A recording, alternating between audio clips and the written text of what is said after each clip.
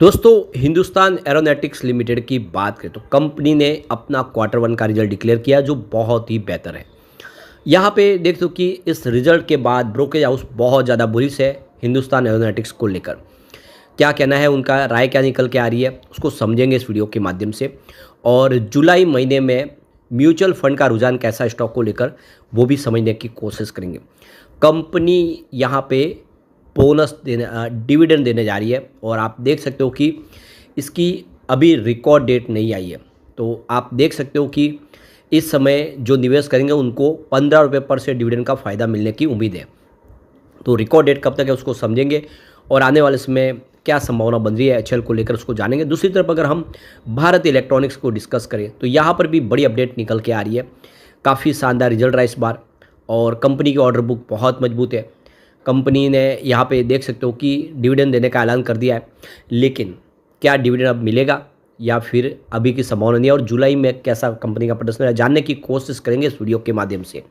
लेकिन फ्रेंड्स, उससे पहले अगर आप पहली बार हमारे चैनल पे आए तो चैनल को सब्सक्राइब कर दीजिए, एक बेल आइकॉन दबा दीजिए ताकि जब भी नया वीडियो बने पहला नोटिफिकेशन आपको मिले।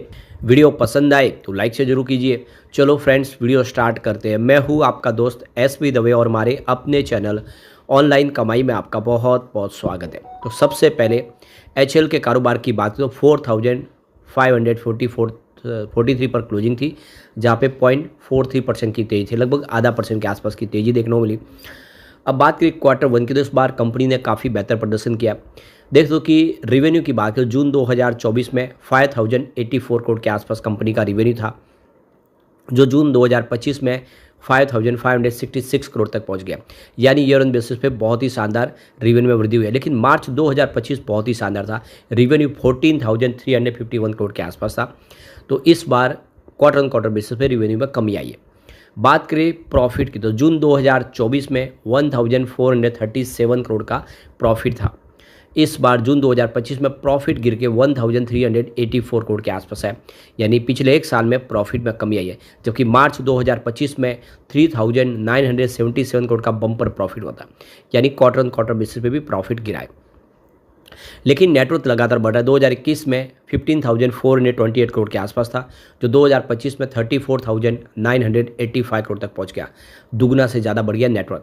और अगर हम साल दर साल प्रॉफिट देखें तो लगातार बढ़ ही रहा है। 2021 में 3,246 करोड़ के आसपास था, जो 2025 में 8,964 करोड़ तक पहुँच गया है। ज़बरदस्त वृद्धि और हर साल ग्राफ बढ़ रहा है। तो देखो कि डिफेंस सेक्टर की मजबूत खिलाड़ी पीएसयू हिंदुस्तान एरोनॉटिक्स लिमिटेड ने अपने तिमाही के नतीजे जारी किए, जो उम्मीद से बेहतर रहे। स्टॉक पिछले कुछ सप्ताह से सुस्त चल रहा है, लेकिन ब्रोकेज हाउस को नतीजे और गाइडेंस अच्छी लगी है, जिसके चलते यहाँ पर बुलिश राय बन रही है। ब्रोकेज हाउस नोमा और मॉर्गन स्टैनली दोनों का मानना है कि कंपनी के शेयर में आगे और मजबूती देखने को मिलेगी। तो मॉर्गन स्टैनली का कहना है कि एचएल के Q1 के जो मजबूत नतीजे रहे और उन्होंने जो रेटिंग है उसको इक्वल वेट रेटिंग बनाए रखी है। एबिटा का प्रदर्शन उम्मीद से बेहतर रहा है, जिसका कारण 68% का ग्रॉस मार्जिन और कम प्रावधान रहे। प्रॉफिट आफ्टर टैक्स में बढ़ोतरी का कारण अधिक अन्य आय पर भी रहा है। और तो कुल मिला के मॉर्गन स्टैनली इस रिजल्ट के बाद खुश है। और दूसरी तरफ नोवा की बात करें तो यहाँ पे देखिए कि एचएल के नतीजों को काफ़ी बेहतर उन्होंने बताया। कंपनी की बड़े ऑर्डर बुक और ग्रोथ पाइपलाइन को देखते हुए काफ़ी ज़्यादा वो पॉजिटिव है। मार्च 2025 के अंत तक ऑर्डर बुक 1.84 लाख करोड़ रही है, जो फाइनेंस 2025 की सेल्स का 6.1 गुना है।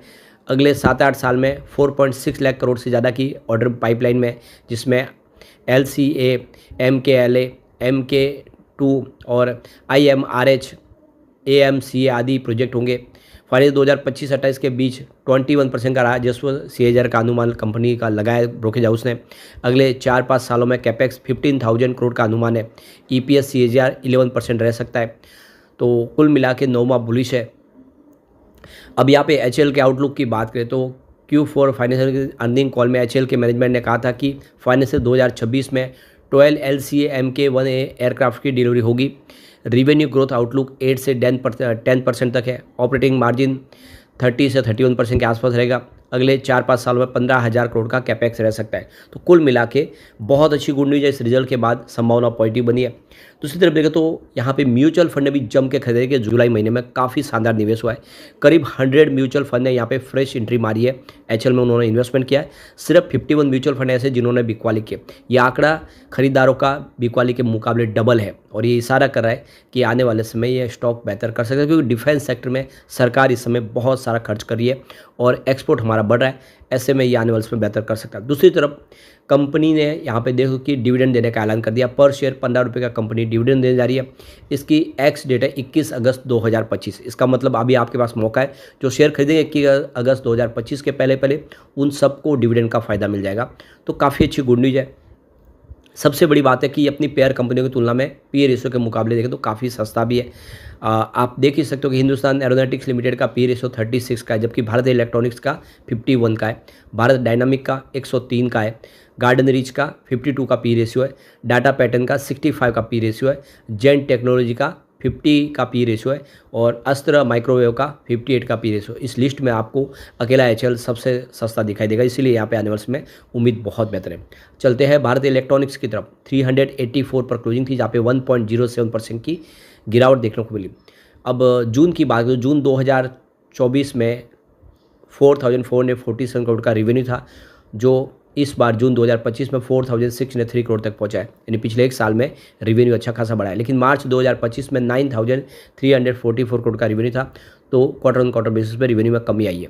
बात प्रॉफिट की करें तो जून 2024 में 781 करोड़ का प्रॉफिट था, जो जून 25 में 961 करोड़ तक पहुंच गया, यानी ईयर ऑन बेसिस पे प्रॉफिट ज़बरदस्त बढ़ा है। मार्च 25 में वैसे 2,121 करोड़ के आसपास था प्रॉफिट, तो क्वार्टर ऑन क्वार्टर बेसिस पे कमी आई है। नेटवर्थ भी लगातार बढ़ रहा है। 2021 में 11,075 करोड़ के आसपास था, जो 2025 में 19,993 करोड़ तक पहुंच गया और साल दर साल प्रॉफिट बढ़ रहा है। 2021 में 2,069 करोड़ का प्रॉफिट था, जो 2025 में 5,287 करोड़ तक पहुंच गया, यानी प्रॉफिट डबल से ज़्यादा हो चुका है। यहाँ पे कंपनी ने डिविडेंड देने का ऐलान किया, लेकिन इसकी एक्स डेट निकल चुकी है। तो एक्स डिविडेंड डेट 14 अगस्त 2025 थी, अब वो निकल चुके। इसका मतलब अब जो खरीदेंगे शेयर उनको डिविडेंड नहीं मिलेगा। पर शेयर 90 पैसे का डिविडेंड कंपनी दे रही है और जिसके भी डीमैट अकाउंट में 14 अगस्त तक शेयर होंगे उन सबको डिविडेंड का फ़ायदा हो जाएगा। यहाँ पे देखो कि जुलाई महीने में काफ़ी अच्छा निवेश हुआ है, म्यूचुअल फंड ने जम के खरीदारी की है। तो करीब 193 म्यूचुअल फंड ने फ्रेश एंट्री मारी है, उन्होंने यहाँ पे निवेश किया है, अपनी होल्डिंग बढ़ा दी है भारत इलेक्ट्रॉनिक्स के अंदर। लेकिन ऐसा नहीं है कि सब ने खरीदारी किया। करीब 109 म्यूचुअल फंड ऐसे भी है जिन्होंने यहाँ पे एग्जिट लिया, लेकिन जो आंकड़ा भारी है वो खरीदारों का है, यानी जो म्यूचुअल फंड है वो पूरा भरोसा कर रहे हैं डिफेंस सेक्टर के शेयरों में। आने वाले इसमें उम्मीद बहुत ज़्यादा है। अब इसके अगर हम फंडामेंटल देखें तो काफ़ी अच्छे। मार्केट कैप 2,81,353 करोड़ का है, करंट प्राइस की 385 के, लो अगर देखें तो 240 का और हाई 436 का। स्टॉक फिलहाल अपने 52 वीक के हाई के आसपास है। स्टॉक का पी 51.20 का है, बुक वैल्यू इसकी 27.30 की है और 0.62% का कंपनी डिविडेंड पे आउट करती है। ROC इसका 38.9% है, तो ROE 29.2% है, जबकि फेस वैल्यू 1 है। तो फंडामेंटल बहुत अच्छे है। कंपनी ऑलमोस्ट डेट फ्री है। कंपनी का पिछले 5 सालों का CAGR देखें तो 23.8% है, जो बहुत ही बेहतर है। कंपनी का अगर आप देखें 3 साल का ट्रैक रिकॉर्ड देखें ROE का तो 26.4% है, जो बहुत ही अच्छा है।